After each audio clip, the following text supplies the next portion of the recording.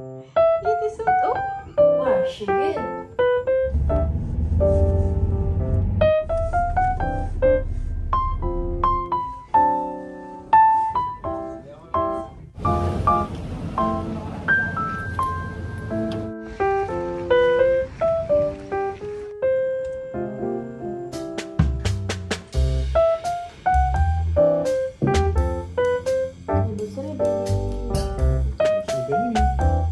Hörde du ljudet?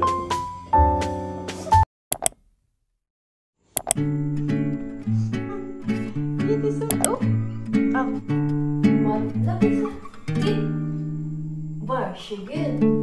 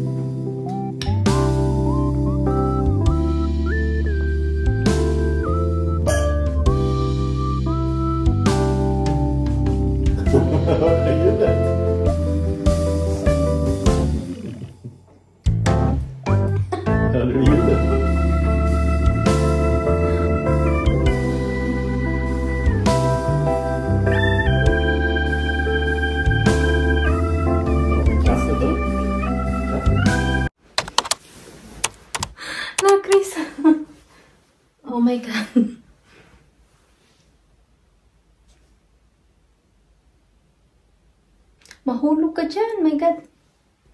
Kuma. La Krisa. Kuma.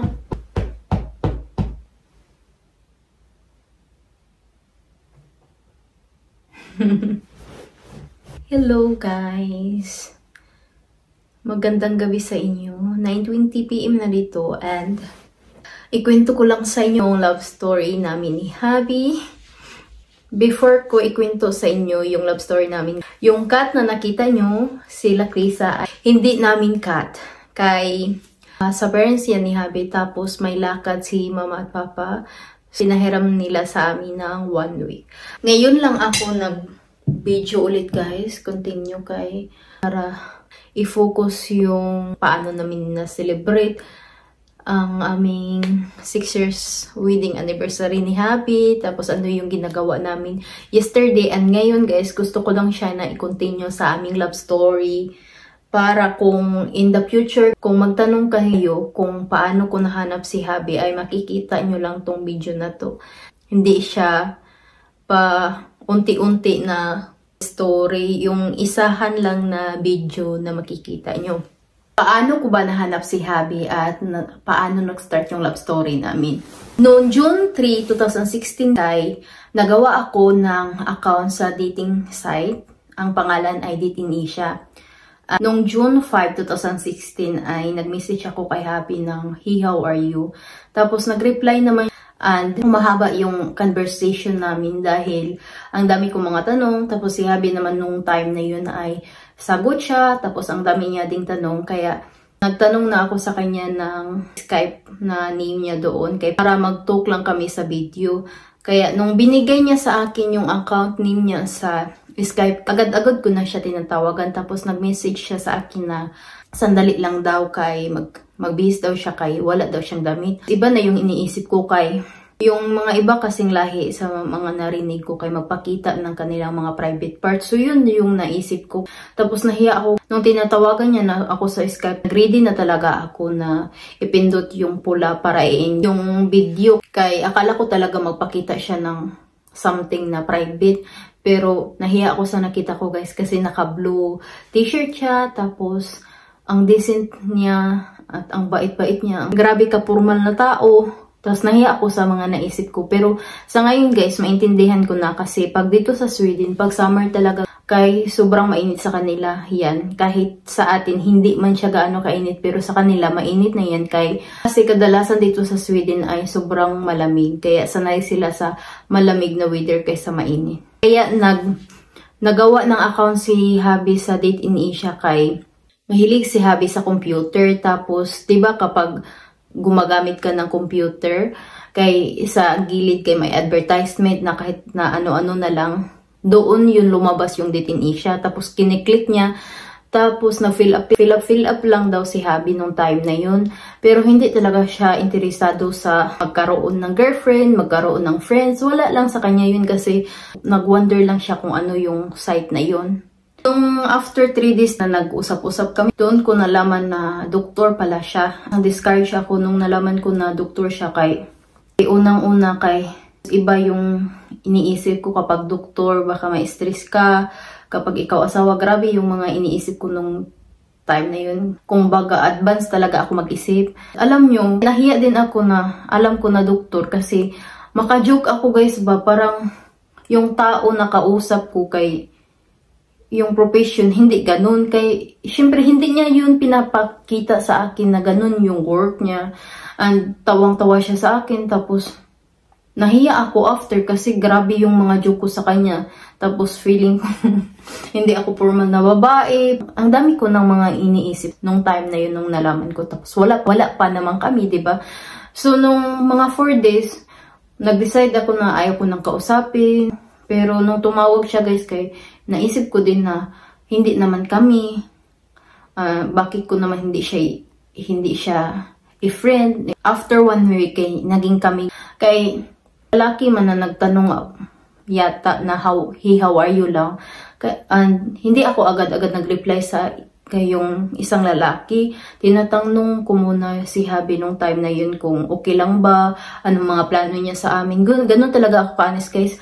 maging friend ba kami, or kung ma-inlove siya sa akin, ma-inlove ako sa kanya, maging kami ba, or wala siyang plano sa amin, friend lang ba. Pero may something na akong na-feel sa kanya, pero ina-ask ko lang siya, guys, mga ganun na questions. Kay makapal talaga ang mukha ko, guys, and honest talaga ako sa kanya nung time na yun. And kung ano yung iniisip ko, tanong ko talaga, wala talagang 50-50%, 100% agad-agad. Wala talaga akong iyan nung time na yun.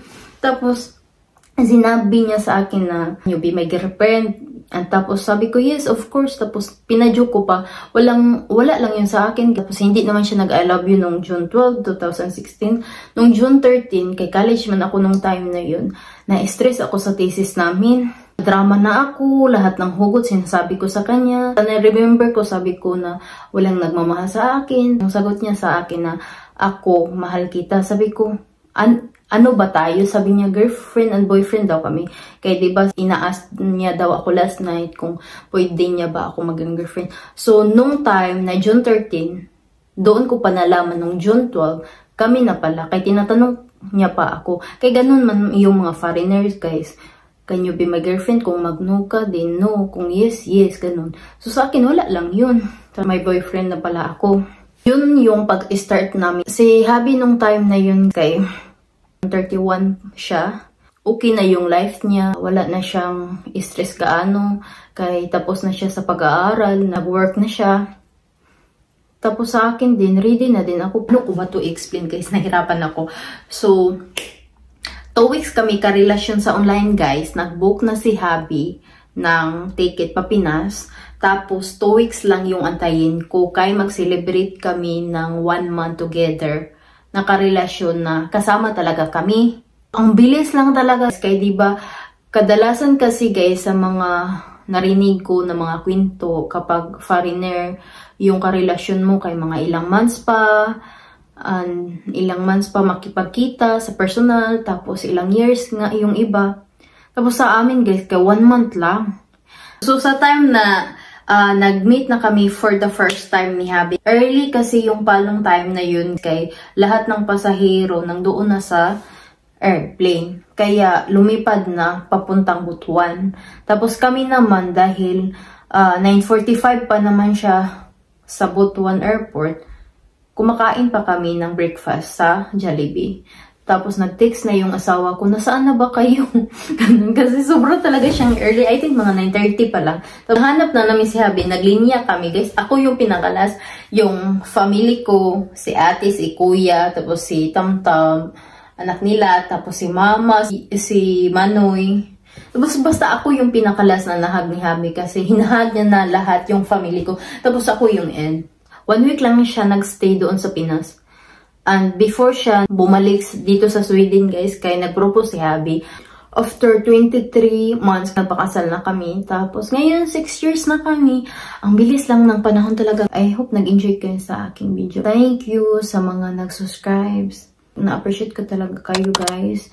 Thank you sa mga support niyo. And I love you so much. Bye-bye.